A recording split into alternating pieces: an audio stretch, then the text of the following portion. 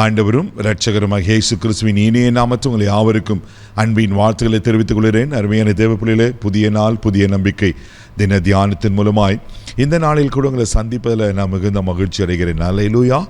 இன்றைக்கு கூட கர்த்தர் நமக்கு கொடுக்கிற வார்த்தை என்ன? எசேக்கியேல் தீர்க்க தரிசன புஸ்தகம் 36ஆம் அதிகாரம் 36வது வசனத்தை வாசிக்க கேட்போம். கர்த்தராகிய நான் நிர்மூலமானவைகளை கட்டுகிறேன் என்றும் பாழானதை பயிர்நிலமாக்குகிறேன் என்றும் அப்பொழுது உங்களை சுற்றிலும் உள்ள மீதியான ஜாதிகள் அறிந்து கொள்வார்கள். கர்த்தராகிய நான் இதை சொன்னேன், இதை செய்வேன். அல்லேலூயா. பியூட்டிஃபுல்லாக இருக்கு பாருங்க. ஆண்டவர் எவ்வளோ நல்லவர், நம்ம மேலே அவர் எவ்வளோ அக்கறையுள்ள தேவனாக இருக்கிறார், கரிசனையுள்ள தேவனாக இருக்கிறார் பாருங்க. கர்த்தராகிய நான் இதை சொன்னேன், இதை செய்வேன். நான் சொல்கிறேன், நான் அதை செய்வேன். ஆமேன். ஆண்டவர் சொன்னால் சொன்னதானே, அவர் சொல்ல ஆகும், அவர் கட்டளை நிற்கும் அல்லவா? அப்படி என்னங்க சொல்கிறாரு? முதலாவது இங்கே சொல்லப்பட்டிருக்கு, நான் நிர்மூலமானவைகளை கட்டுகிறேன். அல்லேலூயா, அல்லேலூயா.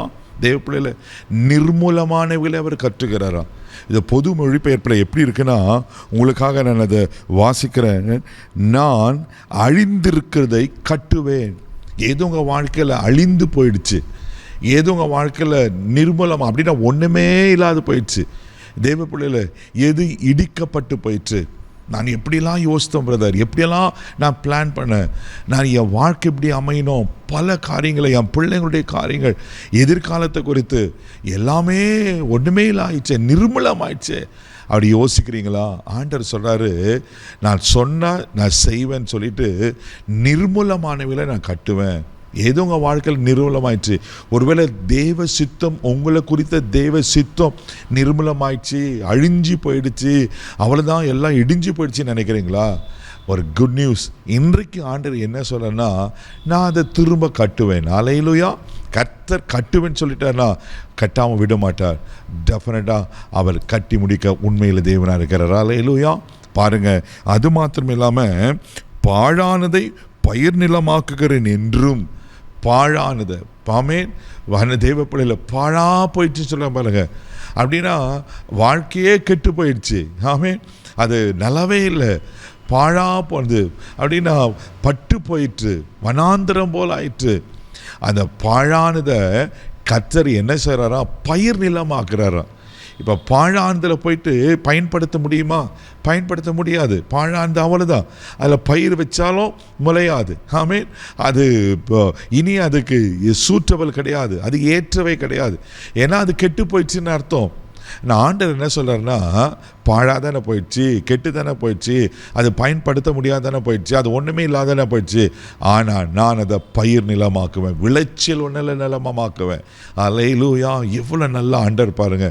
ஆண்டவர் அப்போ என்ன சொல்கிறேன்னா, உன் வாழ்க்கையில் நிர்மூலமானதை, அழிந்து போனதை, பாழானதை, கெட்டு போனதை நான் என்ன செய்கிறேன்னா திரும்ப கட்டி, ஆமேன், அதை பயிர் நிலமாக்குவேன் நான் ஆண்டவர் சொல்லுகிறார். மூன்றாவது சொல்லப்பட்டிருக்கு, அப்பொழுது உங்களை சுற்றிலும் இருக்கிற மீதியான ஜாதிகள் அறிந்து கொள்வார்கள். அல்லேலூயா. அப்போது இவங்கெல்லாம் எங்கள் வாழ்க்கை அவ்வளோதான், முடிஞ்சிச்சு, இனி உங்களுக்கு நம்பிக்கை இல்லை, இவ்வளோ அவ்வளோதான் அப்படின்னு சொல்லி உங்களை குறித்து பலர் பலவிதமாக பேசியிருக்கலாம். அவருடைய கண்களுக்கு முன்பாக எது பாழாக்கப்பட்டதோ, எது நிர்மூலமாக்கப்பட்டதோ அதை நான் சரி செய்து அதை விளைநிலமாக மாத்திரன்னு ஆண்டவர் சொல்கிறார்ல. எவ்வளோ நல்ல ஆண்டவர். இன்றைக்கு ஆண்டவர் வாக்கு பண்ணனா அதை நிறைவேற்ற உண்மையில் அவராக இருக்கிறார். இன்றைக்கு கர்த்தர் உங்களை கட்டி உங்களை பயிர் நிலமாக மாற்றுவார்னா உங்களை தலைமுறை தலைமுறையாக அப்படி ஆசீர்வதிப்பார். உங்களை மாத்திரமில்லை தேவ பிள்ளை, உங்கள் ஜெனரேஷனாக கர்த்தர் உங்களை ஆசீர்வதித்து உங்களை கனப்படுத்த உண்மையில் இருக்கிற. சோர்ந்து போகாதீங்க. பாழா போயிடுச்சு, நிர்மூலமாயிடுச்சுன்னு நினைக்காதீங்க. கர்த்தர் அதை பயிர் நிலமாக அழகாய் மாற்றுவார். கண்களை முடி நம்ம ஜெபிக்கலாம். அன்பு தகப்பனே, உமக்கு நன்றி சொல்லி துதிக்கிறோம், உம்மை ஸ்தோத்திரப்பா. எது பாழாக்கப்பட்டதோ, எது நிர்மூலமாக்கப்பட்டதோ ஆண்டவரே அப்பா, அதை திரும்ப கட்டி அழகாய் மாற்றி சிறக்க பண்ணுகிற கர்த்தர் ஆண்டவரே. எங்கள் பாழான வாழ்க்கை பயிர் நிலமாய், விளைநிலையமாய், ஆசீர்வாதமாய் மாறுவதாக நான் ஜெபம் பண்ணுறேன்ப்பா. எங்கள் வாழ்க்கையை நீங்கள் கட்டுவீராக. நீங்கள் அப்படி செய்கிற காசு ஸ்தோத்திரம். தலைமுறை தலைமுறையாய் நான் செய்வேன்னு சொன்ன கர்த்தர் எங்கள் தலைமுறை ஆசீர்வதியும். இந்த நாள் முழுதும் கரம் எடுத்து நடத்தும் தெய்வீக கிருபைக்கு பாதுகாப்பாக ஒப்பு கொடுக்குறேன். இயேசுவின் மூலம் ஜெபம் கேளும் பிதாவே, ஆமென். அவர் பாழானவில் பயிராக மாற்றுவார். தைரியமாக போங்க. God bless you.